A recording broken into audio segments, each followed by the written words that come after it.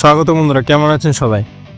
আজকের ভিডিওতে আমরা এমন একটা ব্যাপার নিয়ে আলোচনা করব, ব্যাংকিং রিলেটেড।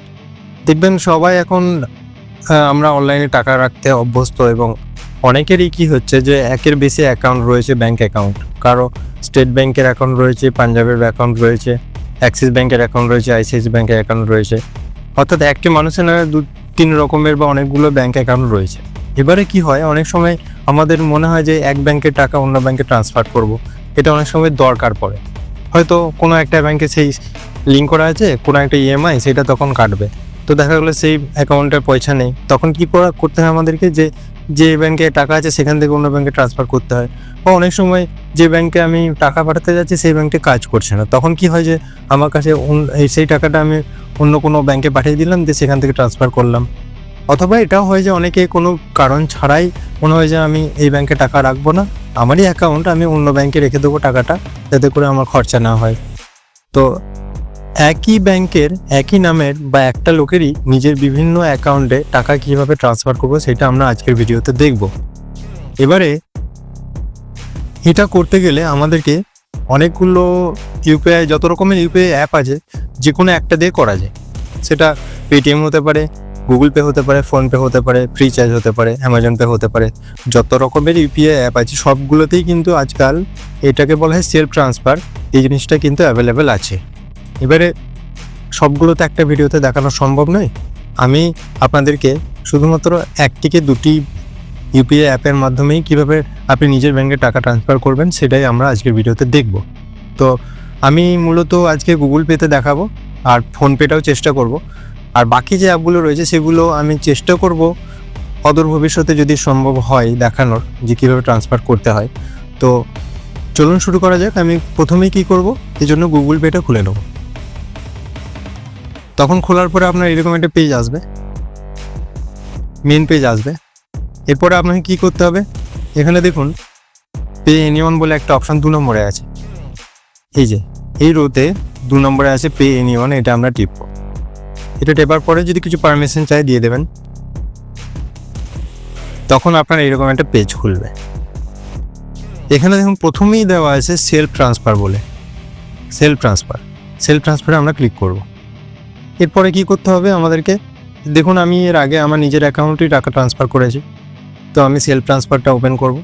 এরপরে আপনি কোন ব্যাংক থেকে, এখানে আছে ট্রান্সফার ফ্রম, এটা কিন্তু গুগল পের ক্ষেত্রে সেটিং আলাদা, তেমনি ফোনপে করলে তার সেটিং আলাদা হবে, বা যে অ্যাপ ব্যবহার করবেন, পেটিএম করলে তার সেটিং আলাদা হবে।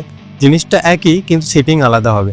তো এখানে আমাদেরকে কী করতে হবে, যে ব্যাংক থেকে আমি টাকাটা পাঠাচ্ছি, মানে আমি ধরে নিচ্ছি যে আমার স্টেট ব্যাংকে, বা আমি হয়তো পাঞ্জাবে, যেহেতু আমার বেশি টাকা আছে, তো আমি পাঞ্জাব ব্যাংক থেকে অন্য ব্যাংকে পাঠাবো, স্টেট ব্যাংকে পাঠাবো। সেই জন্য আমি এখানে 3টে আমার অপশন ছিল, স্টেট ব্যাংক, ফেডারেল এবং পাঞ্জাব। আমি পাঞ্জাব ব্যাংকটা সিলেক্ট করলাম। তারপরে আমাকে এখানে এটা এক্সপ্যান্ড করুন। এই যে এবার যে ব্যাংকে আপনি পাঠাবেন, যেহেতু পাঞ্জাব থেকে পাঞ্জাবে তো পাঠানো যাবে না, তাহলে আমাকে অন্য যে দুটো ব্যাংক, যেমন আমার এখানে ফেডারেল ব্যাংক আছে 1 নম্বরে, আর 2 নম্বরে আছে, লাস্টে আছে স্টেট ব্যাংক, স্টেট ব্যাংক আমি পাঠাবো। তো আপনাকে এরপরে কী করতে হবে, নেক্সট করতে হবে। এবারে কত টাকা পাঠাতে চাই সেটা আপনাকে লিখতে হবে। আমি ধরে নিচ্ছি 100 টাকা পাঠাবো, তাহলে আপনাকে নিচের দিকে অ্যারোতে ক্লিক করতে হবে। এরপরে আমাকে ট্রান্সফার নাও বলে একটা অপশন এসছে, ট্রান্সফার করি। এখানে আপনার যে ইউপিআই পিন, আপনি যে ব্যাংক থেকে পাঠাচ্ছেন সেই ব্যাংকের ইউপিআই পিন, অর্থাৎ এই ক্ষেত্রে আমি পাঞ্জাব থেকে পাঠাবো, সেই জন্য আমাকে পাঞ্জাব ব্যাংকের ইউপিআই পিনটা এন্টার করতে হবে। পিনটা আমি এন্টার করছি, দেখুন পিনটা আমি এন্টার করেছি। এরপরে আমি নিচের দিকে অ্যারোতে ক্লিক করব, তখনই দেখবেন সঙ্গে সঙ্গে টাকা ট্রান্সফার হয়ে যাবে। এটা হয়ে গেল। এইভাবে আমি আমার নিজেরই এক ব্যাংক থেকে আরেক ব্যাংকে টাকা ট্রান্সফার করলাম। এরপরে আমি ফোনপে থেকেও চেষ্টা করে দেখছি দেখানো যায় কি না। তো আমরা কি করব, এরপরে ফোনপেতে দেখানো ফোনপে অ্যাপটা খুলব। তো এরকম একটা পেজ আসবে। তো এখানে দেখুন ফোনপেতে কি করে দেখুন টু ব্যাংক অথবা সেলফ বলে একটা অপশন আছে, এটা আমাদেরকে ক্লিক করতে হবে। এরপরে এরকম একটা পেজ আসবে। এখানে কি করতে হবে, প্রথমে আছে টু সেলফ ব্যাংক অ্যাকাউন্ট, আর 2 নম্বরে আছে টু অ্যাকাউন্ট নাম্বার আইএফএসসি, এটাতে আমরা যাব না। প্রথম অপশনটা আছে টু সেলফ ব্যাংক অ্যাকাউন্টে যাব। এবারে দেখুন এখানে সেটিংটা আলাদা, এখানে আছে পেমেন্ট টু, অর্থাৎ আপনি যে ব্যাংকে পাঠাতে চাইছেন সেইটা আগে আপনাকে বসাতে হবে। আপনি যে ব্যাংকে পাঠাতে চাইছেন সেই ব্যাংকে আপনাকে পাঠাতে হবে। এক্ষেত্রে আমি যে ব্যাংকে পাঠাতে চাই সেই ব্যাংকটা আগে আমি ক্লিক করলাম। এবার কত টাকা পাঠাতে চান, এক্ষেত্রে আমি ধরে নিচ্ছি 50 টাকা পাঠাবো। তো আমি এরপর প্রসিড টু পে করবো। এবার আপনি যে ব্যাংক থেকে পাঠাবেন সেই ব্যাংকটা আপনাকে চয়েস করতে হবে। এক্ষেত্রে কিন্তু স্টেট ব্যাংক করলে হবে না, কারণ স্টেট ব্যাংকেই আমি টাকাটা পাঠাবো। আমি পাঞ্জাব থেকে পাঠাতে চাই, তাহলে আমাকে এই যে নিচের দিকে দেখুন পাঞ্জাব আছে, এখানে ক্লিক করলাম। এরপর আমাকে পে করতে হবে। এরপর ঠিক আগের মতনই আপনার যে ইউপিআই যেটা আছে পাসওয়ার্ড, সেটা আপনাকে দিতে হবে। আমি পাসওয়ার্ডটা দিয়ে দিয়েছি। এরপরে আমি জাস্ট নিচের দিকে এখানে ক্লিক করব, তাহলে দেখুন টাকাটা ট্রান্সফার হয়ে যাবে। টাকা ট্রান্সফার হয়ে গেল।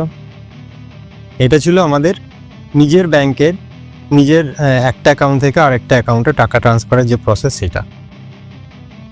তো ভিডিও যদি ভালো লাগে অবশ্যই লাইক করবেন, আর চ্যানেলকে সাবস্ক্রাইব করবেন, ফলো করবেন।